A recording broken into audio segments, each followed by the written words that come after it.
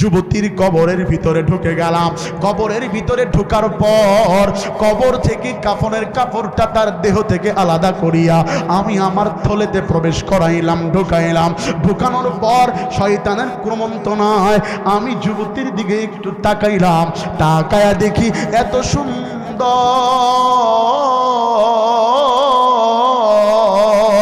এত সুন্দর, আমি যুবকে আর সামলাইতে পারলাম না। আমি ওই মৃত লাশের সাথে জিনা করে ফেলেছি। আওয়াজ দিয়া বলা যাবে কি নাউজুবিল্লাহ? ও নবী আমার, আমি তো বড় অপরাধী। ঘটনা এখানেই শেষ নয় নবী আমার, আমি তো ওই মহিলার নারীর সাথে, ওই মেয়ের সাথে আমি অপকর্মে লিপ্ত হইয়া যখন উঠব, কবর থেকে বিকট আওয়াজ, কে ভাই যুবক? আমার এতগুলো লাশের ভিতরে আমার পরিবারের সবাই আমারে গোসল করায়া আতর সুরমা লাগায়া পরিষ্কার করে কবরে দাফন করেছে। তুমি কে হে ভাই যে আমারে তুমি নাপাক করে দিয়েছ?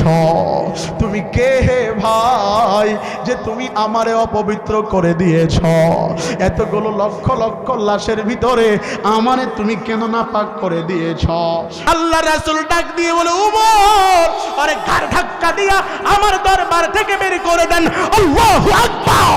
কে যাও ভাই আমার কবরের পাশ দিয়া,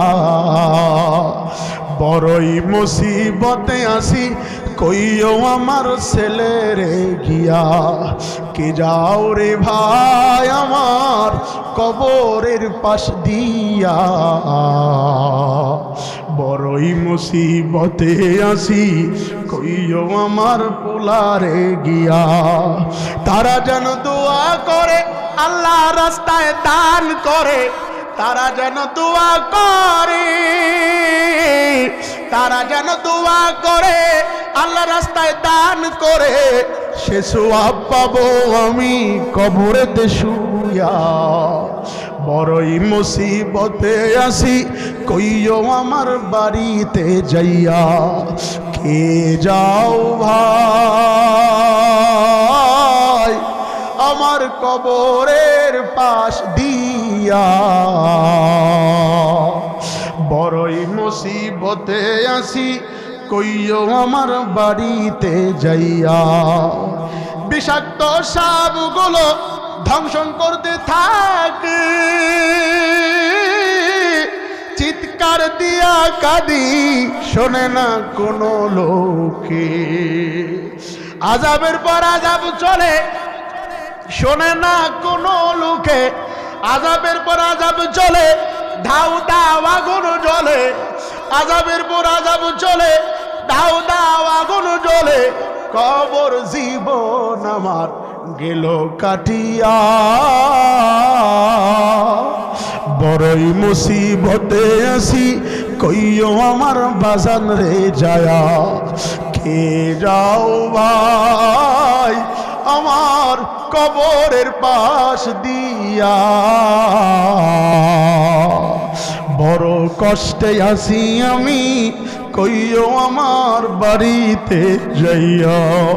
আওয়াজ দিয়া বলা যাবে কি মারহাবা? আল্লাহ পাক রব্বুল আলামিন প্রত্যেক ওয়াক্তে তোমারে আমারে এলান করে করে ডাকে, হাইয়া আলাস সালাহ, আসো নামাজের দিকে আসো। হাইয়া আলাল ফালাহ, আসো কল্যাণের দিকে আসো।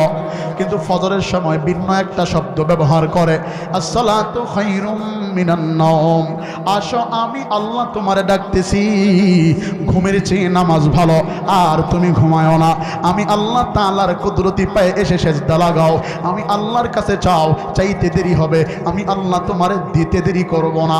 আল্লাহ তাআলা এই কথার ব্যাখ্যা হাদিসে কুরসির ভিতরে বলে দিয়েছে, 4 ওয়াক্ত নামাজে আমি আল্লাহ বান্দা বান্দির বুলাই, কিন্তু কাছে যাই না। আমি আল্লাহ ফজরের সময় 7 আসমান ভেদ করে প্রথম আসমানে এসে আমি আল্লাহর কাছাকাছি চলে আসি, আমি আল্লাহ বান্দার কাছাকাছি চলে আসি। কাছে এসে আমি আমার বান্দার নাম ধরে ধরে ডাকি। আমি আল্লাহ ফেরেশতা পাঠায়া দিয়া কানের ভিতরে আওয়াজ পৌঁছায়া দিয়া ডাকি।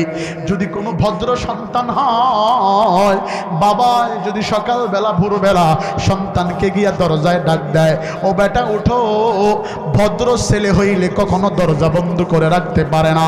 যদি ভদ্র ছাত্র হয়, শিক্ষক যদি ভোরবেলা দরজায় এসে ডাকে, ভদ্র ছাত্র হইলে কখনো শিক্ষকের ডাক ফালায়া দিতে পারে না। ভদ্র যদি মুরিদ হয়, পীর সাহেব যদি সকালবেলা ভোরবেলা এসে মুরিদকে দরজায় ডাক দেয়, ভদ্র মুরিদ হইলে ভোরবেলা দরজা খুলে দেয়। আল্লাহ তাআলা বলে, আমি আল্লাহর যারা প্রিয় মুমিন, আমি আল্লাহর প্রিয় যারা বান্দা, আমি আল্লাহ তাদেরকে ভোরবেলায় আমি মালিক আলাদা শব্দ লাগায়া ডাকি। আসসালাতু খায়রুম মিনান নাওম। আরো জোরে বলতে হবে আল্লাহু আকবার। কিন্তু তুমি আর আমি দুনিয়ার ধান্দার পিছনে ঘুরিয়া আল্লাহকে আল্লাহ বলা ভুলে গিয়েছি। আমার যে আল্লাহ সৃষ্টি করেছে এটাই ভুলে গিয়েছি। দুনিয়ায় কে তোমারে ভুলাইলো? গাঞ্জাইয়া বা বাবা দুনিয়ার চাকচিক্যয় ভুলাইয়া দিছে। এ বান্দা, যারা আজকে গুনাহ করে ফেলেছ, জীবনটাকে একেবারেই নষ্টের ধার প্রান্তে পৌঁছে দিয়েছ, জাহান্নামে পড়বা ভাব, তাদের জন্য আজকের আমার এই বয়ান। যারা বলো তোমরা মরার সঙ্গে সঙ্গে জান্নাতে চলে যাওয়া, তাদের জন্য আমার কোনো বয়ান নাই। যারা বলো না না, মরার পরে আমার হাসর মিজান আছে, আমার আখিরাত আছে, কবরের মামলা আছে, তাদের জন্য আজকের আমার এই বয়ান। দুনিয়ার কোনো দিকে খেয়াল করবা না। মাইকের আওয়াজ যদ্দূর যায়, যে যেখান থেকে বয়ানটা শ্রবণ করছ, কোনো দিকে খেয়াল করবা না। আমি আপনাদের আকর্ষণের লক্ষ্যে মালিকের কাছাকাছি পৌঁছানোর জন্য একটু শাহাদাত আঙ্গুলটা উপরের দিকে তোলাইতে চাই। একটু জলদি করে শাহাদাত আঙ্গুলটা উপরের দিকে তোলেন না, একটু টান টান করে তোলেন, জলদি করে তোলেন। এই চেহারাটাকে উপরের দিকে মায়া লাগায়া একটু ঘোরান। চক্ষু দুইটা বন্ধ করিয়া কলিজার মহাব্বত দিয়া, কতদিন হয়েছে এই জবান দ্বারা আমার মালিকরে ডাকা হয় না। একটাবার আমার আল্লাহরে মায়া লাগায়া একটা ডাক দেন না আল্লাহ। আর জোরে আওয়াজ দিয়া ডাক দাও না আল্লাহ। আরেকটা বার মায়া লাগায়া ডাক দাও আল্লাহ। আব্বা দাদারা হাত দুইটা নামাও, বিসমিল্লাহ বলিয়া নিজের বুকে একটা ফোঁ দাও। এবার আর কোনো দিকে তাকাইবা না। আমি আবারও বলছি, যারা স্টেজে বসা তাদের পায়ের জুতার তুলি সমতুল্য এলেম আমার নাই। যারা নিচে বসা আপনাদের পায়ের জুতা টানার যোগ্যতা আমার নাই। আমি যোগ্যতা আর এলেমের বাহাদুরি দেখায়া এখানে বসি নাই। আপনাদেরই দোয়া আর ভালোবাসা, আপনাদেরই রক্তের সন্তান আমি। কারো বা ভাতিজা, কারো বা ছেলের বয়সে বয়স আমার, কারো বা নাতির বয়সে বয়স আমার, কারো বা নিজের আপন ভাইয়ের বয়সে বয়স আমার, কারো বা নিজের সন্তানের বয়সে বয়স আমার। মহিলা প্যান্ডেলের আম্মা জানেরা, পুরুষ প্যান্ডেলের বাপ ভাইয়েরা, কোনো দিকে খেয়াল করবা না, একটু মনোযোগ লাগা দাও। যারা দুনিয়ার ভিতরে বড় বড় গুনাহ করে ফেলেছ, আমার মালিকের কাছে ফিরবার পারো না, সময় আছে, ফিরো। আল্লাহরে আল্লাহ বলে স্বীকার করো। দুনিয়া তো কম কামাই করলা না, কুরবানির ঈদে নিজের জামাটাও কিনো নাই, সন্তানকে জামা কিনে দিয়েছ, বাড়ির যাবতীয় আয়োজন তুমি সমাধান করেছ, কিন্তু তোমার গায়ে ভালো পোশাক চড়ে নাই। আমিও তো কুরবানির দিনে আমি শত শত হাজার হাজার মুসল্লি আমার পিছনে কুরবানির ঈদের জামাত আদায় করেছে, আমার পিছনে নামাজ পড়েছে। যদি বলি বিশ্বাস করবা কিনা জানি না, আমার মানি ব্যাগে মাত্র 10টা টাকা নিয়ে আমি ঈদগাহে গিয়েছি। আব্বার পায়ে সালাম করেছি, মায়ের পায়ে সালাম করেছি।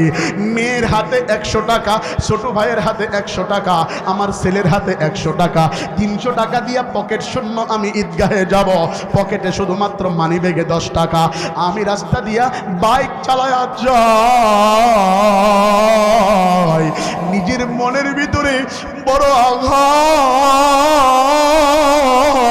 আজকে আমার পিছনে কত কোটিপতি, টাকাওয়ালা, বাড়িওয়ালা, গাড়িওয়ালা, কত জায়গা জমিনের মালিক আমার পিছনে ঈদের নামাজের জামাতে দাঁড়াবে। যদি আমার পকেটটা চেক করে আমারে লজ্জা দিবে, যদি আমারে একটু চেক করে আমার লজ্জা লাগবে। আমি আসতেছি, মায়ের পায়ে সালাম করে বিদায় নিছি। মা আমার দিকে তাকায়া বলে, বাবা কিছু মুখে দিয়া যাও। আমি সারা রাত ঘুমাই নাই, মারে বলেছি, মা আমার আজ থেকে 5 বছরের ঈদের আনন্দ আর এখনের আনন্দের ভিতরে আকাশ জমিন ডিফারেন্স। আপনারা যারা বাবা অভিভাবক তারা কথাগুলো ভালো বুঝবেন। আগের আনন্দ আর এখনের আনন্দ এটা আকাশ জমিন ডিফারেন্স। এখন আপনার ঘরে অন্ন তুলে দেওয়া লাগে, আপনার বিবিরে রাজি খুশি করা লাগে, আপনার ছেলে সন্তানকে হাসি খুশি মুখে তুলে দেওয়া লাগে। যুবক ভাইয়েরা, দুনিয়ার কি চাকচিক্যর মায়ার ভিতরে পড়ে গুনাহ করে ফেলেছ। যেই বিবির জন্য মাথার চুল ছিল কালো, তারে তুমি সাদা বানায়া ফেলাইছো। যেই সংসারের জন্য মুখের দাড়ি ছিল তোমার কালো, আমি আয়নার দিকে তাকায় দেখি মুখের দাড়িটাও সাদা পাক ধরেছে, মুছও পেকে গেছে, মাথার চুলও পেকে গেছে। অল্প বয়স এত কেন পাকাপাকি? বুঝতে পেরেছি টেনশনটা বেশি মাথায় কাজ করে। আমি অঙ্ক মিলাইলাম, কার জন্য টেনশন করি? বিবির জন্য টেনশন। দেখি তো বিবি মরার পরে আমার কবরে যাবে কিনা। আমি হিসাব নিকাশ করে দেখলাম দুনিয়া থেকে বিদায় নেওয়ার সঙ্গে সঙ্গে সর্বোচ্চ 3 ঘন্টা আমারে আমার বিছানায় রাখবে, এরপরে মসজিদে এলান করে দিয়া দিবে, এই অমুক কোথায় আসো, তাড়াতাড়ি আসো। আমার ছেলেরে ডাকবে, আমার মেয়েরে ডাকবে, আত্মীয় স্বজন, পাড়া প্রতিবেশী, বন্ধু বান্ধব, এলাকার জনদরদীদেরকে ডেকে বলবে, স্বামী আমার বিদায় নিয়ে চলে গেছে, জলদি করে ঘর থেকে বের করে ফেলো। তারে আর ঘরে রাখা যাবে না। আমার লাখ লাখ টাকার খাট থেকে আমারে টেনে টেনে শেষরায়া নবয় আমার গায়ের জামা কাপড়, কত দামি দামি জামা, কত দামি দামি পারফিউম গায়ের ভিতরে, হাতের আংটিটা পর্যন্ত খুলে রেখে দিবে, হাতের ঘড়িটা পর্যন্ত খুলে রেখে দিবে, চোখে চশমা ব্যবহার করো এটাও খুলে রেখে দিবে। এমনকি তুমি আমি যেই সুরতে পৃথিবীতে এসেছি একই সুরত করে ফেলবে, একেবারে উলঙ্গ করিয়া মসজিদের 4 পাওয়ালা মরণের খাটলি তোমার আমার বাড়ির সামনে চলে যাবে। মরণের খাটলির ভিতরে তোমারে আমারে শোয়ায়া মুসরি টানায়া নিজেও তোমারে আমারে ধুইয়া দিবে না। এলাকার কিছু ধোপা আছে যারা মরা মানুষকে পরিষ্কার করে গোসল করায়, এদেরকে এলান দিয়া ডেকে গোসলখানায় ঢোকায়া দিবে। এরপরেও সমাপ্ত হবে না। তোমার আমার জানাজার জন্য লাশটারে তোমার আমার জানাজার জন্য নাকি কানে তুলা দিয়া 3টা টুকরা সাদা কাপড়ের কাপড় সুন্দর করে মুড়ায়া কবরস্থানে নেওয়ার আগে ইমাম চলে আসবে। আমার ছেলে যদি থাকে, ছেলে ডাক দিয়া বলবে, এলাকার মানুষেরা বাবায় মারা গেছে, যদি কোনো পাওনা থাকে বলবেন, পরিশোধ করার জন্য চেষ্টা করব। এ কথাও বলে না যে পরিশোধ করব, বলে চেষ্টা করব। আমার রেখে যাওয়া বাড়ি, আমার রেখে যাওয়া গাড়ি, আমার রেখে যাওয়া মাল, আমার রেখে যাওয়া অর্থ সম্পদ সব ভক্ষণ করার পরে এমনও তো ঘটনা দেখেছি, বাবার লাশটাকে রেখে সন্তান, বাবার লাশ রেখে 2 ছেলে ঝগড়া লেগেছে টাকা ভাগাভাগি করার জন্য, সম্পত্তি ভাগাভাগি করার জন্য। আমি নাম বলবো না। আমাদেরই শহরের 18 জন করোনা ভাইরাসের ব্যক্তিকে আমি নিজে দাফন কাফন করিয়ে গোসল করায়া কবরে নামাইছি। আমি নিজের চোখে দেখেছি কত করুণ ইতিহাস। এই দুনিয়ার ভিতরে চিরকাল কেউ থাকবে না, থাকার জন্য আসে না। যারা আজকে গুনাহগার, গুনাহ করে ফেলেছো, গুনার বোঝা মাথায় নিয়ে ঘুরতেছো, গুনাহ থেকে ফিরো। পাহাড় পরিমাণ গুনাহ যদি করে থাকো, মালিকের কাছে সিজদায় পড়ে ডাক দিয়ে যদি বলতে পারো, ও দয়ার মালিক, একটা মায়া লাগায়া আমার আল্লাহরে একটা ডাক দাও না আল্লাহ, আরো জোরে ডাক দাও আল্লাহ, আওয়াজ হয় না, আরো জোরে ডাক দাও আল্লাহ। যদি পাহাড় পরিমাণ গুনাহ হয়ে থাকে, মালিকের কাছে যদি একনিষ্ঠ তওবা করতে পারো, আল্লাহ তাআলা পবিত্র কালামের ভিতরে আয়াত নাজিল করে জানায়া দেয়, ইয়া আইয়ুহাল্লাযীনা আমানু তুবু ইলাল্লাহি তাওবাতান নাসুহা। যদি আন্তরিক তওবা করতে পারো, পাহাড় পরিমাণ গুনাহ যদি থাকে বান্দা, আল্লাহকে আল্লাহ বলে ডাক দিতে দেরি হবে, আমার আল্লাহ তোমার জীবনের গুনাহ মাফ করতে দেরি করবে না। আওয়াজ দিয়া বলা যাবে কি মারহাবা। লম্বা কথা সংক্ষেপে, ও গুনাহগারেরা, আজকে তোমাদের জন্য বয়ান। ও মহিলা পেন্ডের আম্মা জানেরা, যারা জিনা করে ফেলছো তাদের জন্য আজকের বয়ান। যারা আয়া বাবা খায়া গুনাহ করে ফেলেছো, আজকে তাদের জন্য আমার বয়ান, মনোযোগ লাগাও। হযরতে ওমরে ফারুক রাস্তা দিয়া যাচ্ছে, তাকায় দেখে একটা যুবক হাউমাউ করে কান্নাকাটি করতেছে। যুবকের কান্নার এত বিকট আওয়াজ, হাদিসের ভাষায় এসেছে এত কর্কশ আওয়াজ। আল্লাহর নবীর প্রিয় সাহাবী ওমরে ফারুক দাঁড়ায়া গেল, দাঁড়ায়া ডাক দিয়া বলে, যুবক কি ব্যাপার, তুমি কেন চোখের পানি ছেড়ে কান্নাকাটি করতেছ? যুবক ডাক দিয়া বলে, আমি বড় গুনাহগার, আমি আমার গুনাহের অনুতপ্ত হয়ে আমি আল্লাহর কাছে রোনাজারি করতেছি। দেখবেন কিছু কান্না আছে, দেখলে নিজেরও চোখের পানি ঝরে। কান্নার সময় হযরতে ওমরের চোখেরও পানি ঝরা শুরু হয়ে গেল। আল্লাহর নবীর দরবারে হযরতে ওমর এসে ডাক দিয়া বলে, ইয়া নবী আল্লাহ, ইয়া শফি আল্লাহ, নবী আমার, রাস্তা দিয়া যাচ্ছি, একটা যুবকের রোনাজারি দেখে আমার বড় মায়া লেগেছে।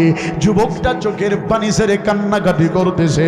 আল্লাহর নবী ডেকে বলে, কে সেই যুবক? আপনি একটু যুবকরে আমার কাছে নিয়ে আসেন।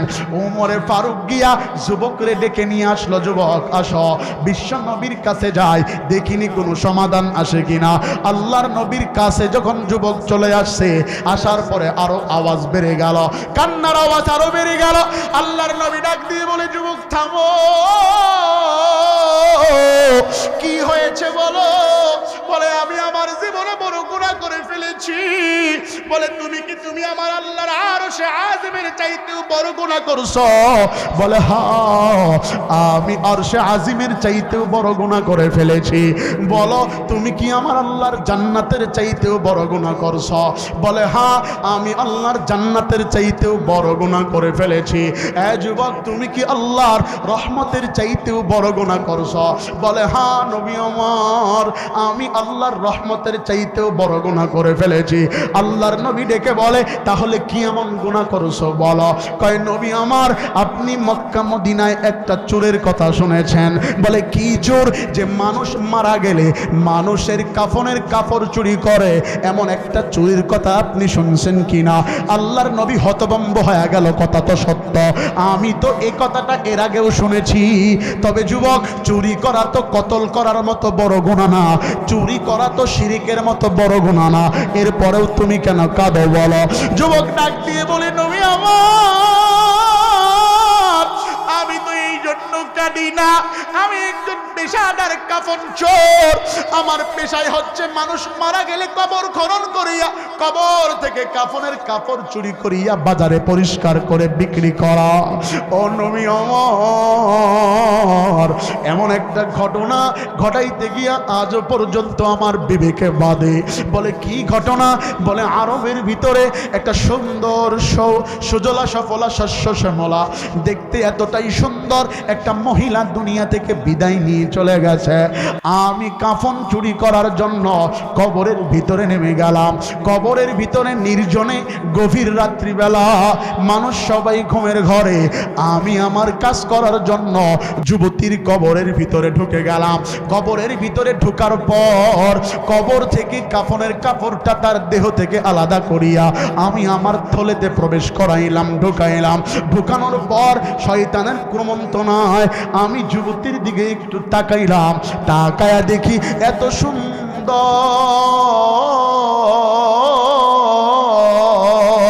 এত সুন্দর সুন্দর, আমি যুবকে আর সামলাইতে পারলাম না, আমি ওই মৃত লাশের সাথে জিনা করে ফেলেছি। আওয়াজ দিয়া বলা যাবে কি নাউজুবিল্লাহ? ও নবী আমার, আমি তো বড় অপরাধী। ঘটনা এখানেই শেষ নয় নবী আমার, আমি তো ওই মহিলার নারীর সাথে, ওই মেয়ের সাথে আমি অপকর্মে লিপ্ত হইয়া যখন উঠব, কবর থেকে বিকট আওয়াজ, কে ভাই যুবক? আমার এতগুলো লাশের ভিতরে আমার পরিবারের সবাই আমারে গোসল করায়া, আতর সুরমা লাগায়া পরিষ্কার করে কবরে দাফন করেছে। তুমি কে হে ভাই যে আমারে তুমি নাপাক করে দিয়েছ? তুমি কে হে ভাই যে তুমি আমারে অপবিত্র করে দিয়েছ? এতগুলো লক্ষ লক্ষ লাশের ভিতরে আমারে তুমি কেন নাপাক করে দিয়েছ? হুজুর, আমি তো হতভম্ব হয়ে গেলাম। যুবতীর কথা শুনিয়া আমার সেন্সলেস হয়ে গেল। যুবতী আমার দিকে কেঁদে কেঁদে বলে, বাসায় কি তোমার কোনো মা বোন নাই? তুমি কেন আমার সাথে এই অপকর্মটা করলা? মৃত লাশের সাথে কেন এই খারাপ কাজটা করলা? তোমার কি আল্লাহর ভয় নাই? আমি কি এই নাপাক চেহারা নিয়ে আমার মালিকের কাছে উঠব? হুজুর, আমার সেদিন থেকে আর ভালো লাগে না। আমি যেখানেই যাই ওই মেয়ের কথাটা আমার বড় মনে পড়ে। আমি এত বড় গুনাহ করে ফেলেছি। আল্লাহ রাসূল ডাক দিয়ে বলে, উমর, আরে ঘাড় ধাক্কা দিয়া আমার দরবার থেকে বের করে দেন। আল্লাহু আকবার। ওরে জলদি করে ঘাড় ধাক্কা দিয়ে আমার দরবার থেকে বের করে দেন। এত বড় পাপিষ্ঠ আমার জায়গা, আমার ঘরে জায়গা হবে না। যুবকরে ঘাড় ধাক্কা দিয়ে বের করে দিয়েছে। যুবক কাঁদে আর বলে, মালিক, আমার দুনিয়ায় কেউ নাই, আমি বড় গরিব, গরিবের তাড়নায় চুরি করে ফেলেছি। ও আল্লাহ, নবীর কাছে গিয়েছিলাম, নবী আমারে দূর দূর করে তাড়ায়া দিছে। যুবক পাহাড়ের চূড়ায় গিয়া আসমানের দিকে শাহাদাত আঙ্গুল তুলিয়া আমার আল্লাহরে ডেকে বলে, মাওলা, গোটা এলাকার মানুষ এখন ঘুমায়, আমি গুনাহগার আর ঘুমাবো না মাওলা। ও আল্লাহ, আমার কবরের খবর হালত কি হবে আমার জানা নাই। দুনিয়াতে আমার কেউ নাই, আমার নবী শেষ সম্বল ছিল, নবীও আমারে নিষেধ করে দিয়েছে। আব্বা জানেরা যারা এখানে বসে গেছো, যুবক চোখের পানি ছেড়ে গুনাহের জন্য কাঁদে, আল্লাহর কাছে ডেকে বলে, আমার কবরের কি খবর হবে? আমার কবরের ভিতরে তো আর কেউ সুপারিশ করার জন্য আসরে আসবে না, মিজানে ফুলসিরাতে আসবে না। আমি বড় অপরাধী। আমার মা বাবা থাকলে তারে নিয়ে নবীর দরবারে যাইতাম, কিন্তু আমি এতটাই দুঃখিত আমার মা বাবা দুনিয়ার ভিতরে নাই। আজকে যারা এখানে বসে গেছেন, নিজের মা বাবা হারা এতিম এখানে অনেকেই আছেন। আমি তো গর্বের সহিত বলি, আমি আপনাদেরই এলাকারই সন্তান, আপনাদেরই খুনিয়া গেছে আমার বড় ভাইয়ের জন্ম। যদিও আমার জন্ম বড় কমলাবাড়িতে থাকা হয়, পেটের দায়ে ঢাকায় থাকা হয়। আব্বা জানেরা, এই যে চেয়ারম্যান সাহেব বসা, ওনার অনেক অবদান আমাদের পিছনে আছে। আমি তো আমার আব্বারে গর্বিত বাবা মনে করি, আমি তো আমার মারে গর্বিত মা মনে করি। আমার ডান পাশে আপনাদের মসজিদের খতিব আছে, সে আমারে যেখানেই দেখা পায় ছোট ভাই বলে আমারে সম্বোধন করে। আমি তো আমার বাবার চেহারার দিকে তাকায় মাঝে মাঝে আমার সেন্সলেস হয়ে যায়। আব্বা আমাদেরকে এত কষ্ট করে নদী ভাঙা মানুষ এখান থেকে পাড়ি দিয়া ওই এলাকায় গিয়া মানুষের বাসায় 2 বছর ভাড়া ছিল, পলিথিন টানায়া আব্বা ছিল। কোনদিন আব্বা আজও পর্যন্ত আমি যখন বের হয়ে চলে আসি, আব্বা আজও আমারে ডাক দিয়ে বলে, বাবা আমার এলাকায় যাও, এলাকার প্রত্যেকটা মরা মানুষের জন্য দোয়া করিয়া আসিও। যারা এখানে আসো, আমি অহংকার বা ফকর নিয়ে বলছি না। আম্মা জান মানুষের বাড়ির চাউল ঝাড়িয়া আব্বাই বগুড়ায় খেটে টাকা ঢাকায় পাঠাইছি, কষ্ট করে লেখাপড়া করে এ পর্যন্ত এসেছি। খোদার কসম কারো কাছে পেটের দায়ে কোনো দিন হাত পাতি নাই। আজকে যে মা বাবারে কবরে রেখে আসছ, ওই মা আমি তো আমার আব্বারে বলি, বাবা তুমি যদি আজকেই মারা যাও, তোমার বড় ছেলে আলেম, আমিও চেষ্টা করে কিছু না কিছু শিখেছি।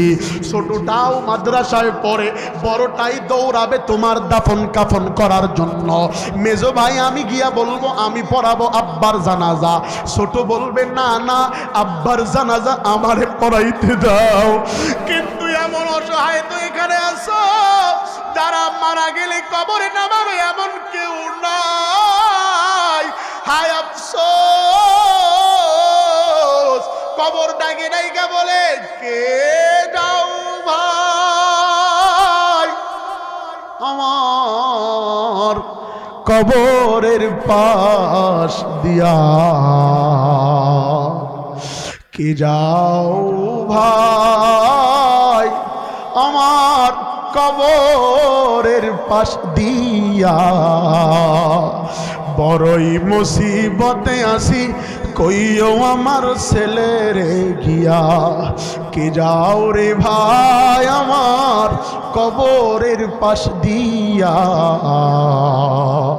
বড়ই মুসিবতে আসি কইও আমার পোলারে গিয়া। তারা যেন দোয়া করে আল্লাহ রাস্তায় দান করে, তারা যেন দোয়া করে, তারা যেন দোয়া করে আল্লাহ রাস্তায় দান করে। সে সওয়াব পাবো আমি কবরেতে শুইয়া। বড়ই মুসিবতে আসি কইও আমার বাড়িতে যাইয়া, কে যাও ভাই আমার কবরের পাশ দিয়া। বড়ই মুসিবতে আসি কইও আমার বাড়িতে যাইয়া। বিষাক্ত সাপগুলো ধ্বংসন করতে থাকে, চিৎকার দিয়া কাঁদি শোনে না কোনো লোকে। আযাবের পর আযাব চলে, শোনে না কোনো লোকে। আযাবের পর আযাব চলে, ধাউ দাও আগুন জ্বলে। আযাবের পর আযাব চলে, ধাউ দাও আগুন জ্বলে। কবর জীবন আমার গেল কাটিয়া। বড়ই মুসিবতে আসি কইও আমার বাজান রে যায়া, কে যাও ভাই আমার কবরের পাশ দিয়া। বড় কষ্টে আছি আমি কইও আমার বাড়িতে যাইয়া। আওয়াজ দিয়া বলা যাবে কি মারহাবা।